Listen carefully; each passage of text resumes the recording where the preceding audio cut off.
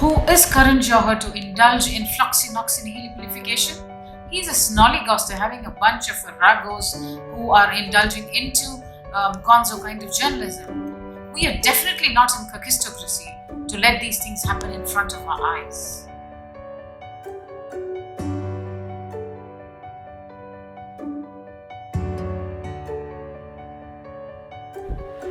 Welcome to the day 25 of the 30-day challenge with Loving Leah's English. Things are really getting serious across India and for quite a few months across the world also. Let us also get into a serious business of learning vocabulary because strong vocabulary gives you strong language. So let us get into business and find out how to make our vocabulary strong and to the point. The steps that we are going to discuss today are super easy, super simple. Almost, I don't want to call them strategies because the word strategies gives it a little tougher shade of meaning. But this is joy. You will find simple joy while doing this task, and by the end of 2 weeks, you will actually double the strength of your vocabulary. I'm sure. So let's go ahead and look at the slides. Before we get into the workroom of day 25, I would request all of you, those who are watching this video, to kindly subscribe to the channel. And if you like, please click like button and please share it among your friends because that is the only inspiration that we as YouTubers get to share more interesting and engaging videos with all the lovely people out there. Thank you. We're going to look at vocabulary today as a case study, wherein we are going to look at vocabulary, the history of vocabulary, what happened to it, what were the methods we used to do, and what made it a little uninteresting, and why we had to push ourselves into it rather than enjoy it. So we are going to look at how we can revive the art of learning vocabulary and how it can really become an engaging and a joyful session. The steps that we are going to discuss today are super easy, super simple. Almost, I don't want to call them strategies because the word strategies gives it a little tougher shade of meaning. So let's go ahead and look at the slide. Let's look at why it has become a problem. Look at the methods that we were using. Rote memorization, rote learning, continuously by heart words without even looking at the meaning, just the usage. And then defining words, just stopping with defining the words and then using them into sentences and slowly getting into drilling.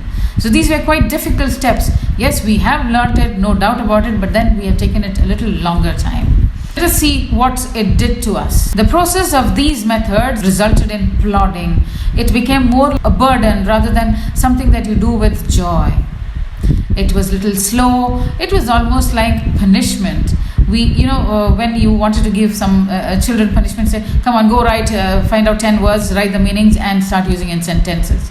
So what happened? It resulted in being counterproductive and thus disrupted learning. Disrupted learning in the sense, disrupted actual learning happening there, active learning. What is the solution for it?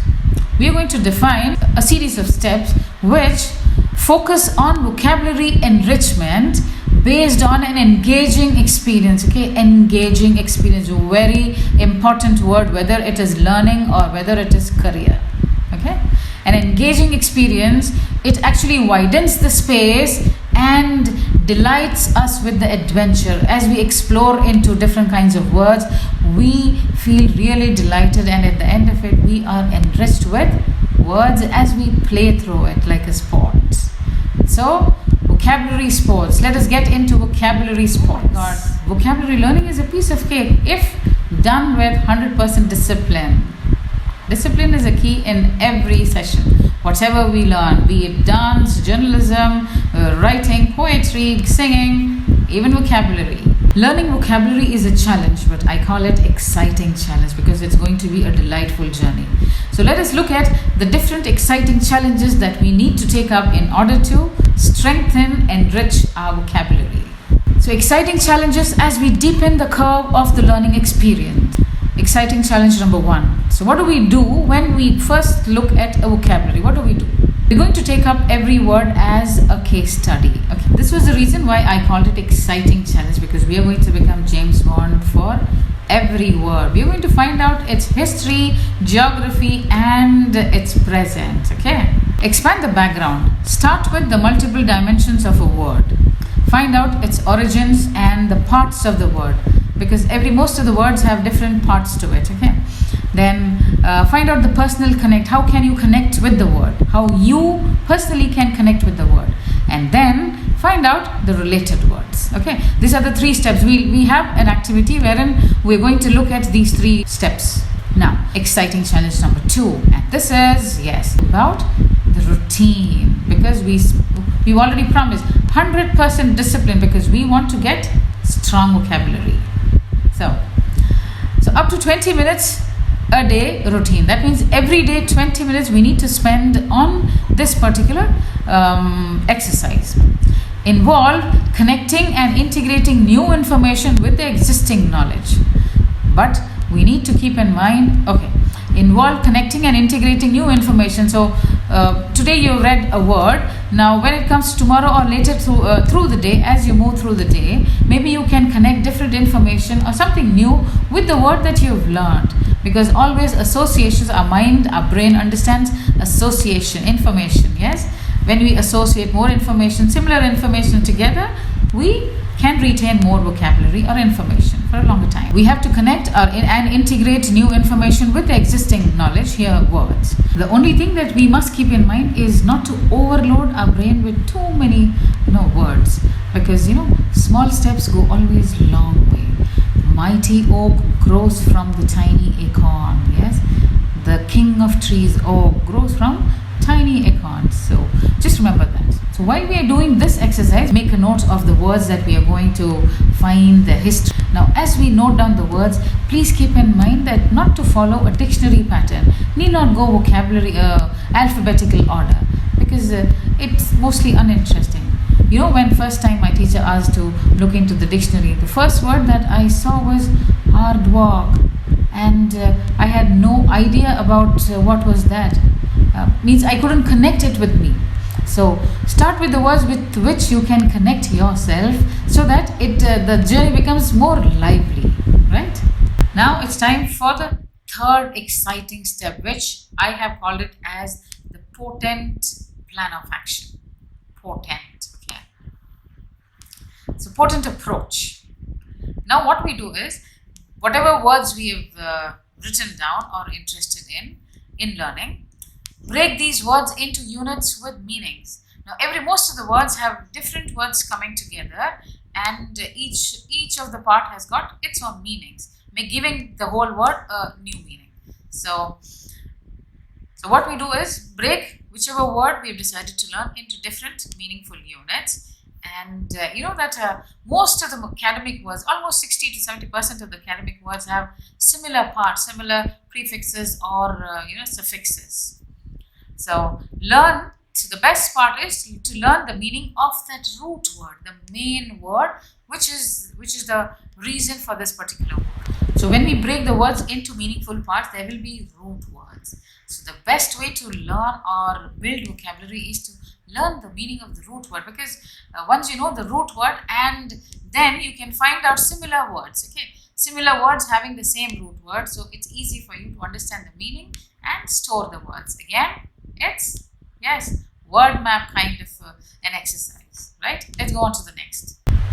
These 3 exciting challenging steps can also be looked at as see, write, use. Again, summarizing the 4 R's. You remember the 4 R's? Yes. Receive, restore, reserve, recover, and recite. So same 4 R's into simple, exciting steps. And what is the result? Look at the slide.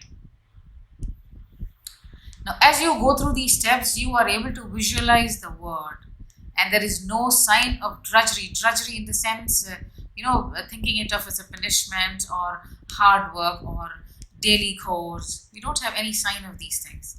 And then it is great fun, because we connect the words with ourselves. So the resultant is delightful engagement. We engage ourselves. That's very important. Engaging. We are going to look at all these 3 exciting steps through this one word called cappuccino, the fun word for today's session. So we are going to look at the history, geography of this word. We are going to become in small sense, James Bond, to find out, magnify from where this word has come, how did it get its name, and what is the shade of the word that gets into the coffee called cappuccino. The word cappuccino takes its name from the Capuchin friars, the color of the espresso mixed with frothed milk. It was similar to the color of the Capuchin robe. Okay, the robe, the clothing, the religious clothing. And these Capuchin monks were part of the members of a larger Franciscan order of monks, and they belong to the 16th century in Italy. Okay, so the robes that these Capuchin friars used to wear had a hood. Okay, so the word Capuchin actually means hood, and the INO at the end of it means little. So it's the whole world. It means little hood. Okay, so that's the meaning of the word cappuccino, little hood. And you looked at the design that they make with the cream on top of the coffee. It's beautiful. It's rich, creamier. Along with the creamier texture, it also has the flavor of the spice cinnamon, which makes it more enticing. That's the part of history of the word, the origin, and how did the word come into existence. Now let us make a personal connection with the word. Okay. Look at the next slide. So how do we connect it personally with us? So it is a rich, creamy coffee. The West seems to love it, and espresso, latte are its variants. It is highly priced or very expensive. It has become a style statement. So all these sentences connect the word. Okay, you come more closer to the word. And then one more sentence. Once my son and I had cappuccino at the airport. So that's, that seals it. That makes it completely personal experience. You have your views shared on the particular word, and then you connect it with yourself. Okay. So we've also broken the words into two meaningful units. Okay. Capuchin. Capuchin comes from the Capuchin friars, and INO refers to the little. So on the whole, the word takes its meaning as the little hood. Okay. Because Capuchin friars had a robe which had a hood attached to the cloth, the robe. Okay. Now, once we have made the personal connection, we have looked at the history of the word, then we have made a personal connection with the word, and we've also looked at the meaningful parts. Now we are going to note down some of the words that are related to this particular, how one word can lead to different words. Look at this slide. So words related to cappuccino. Espresso, latte, they are the different kinds.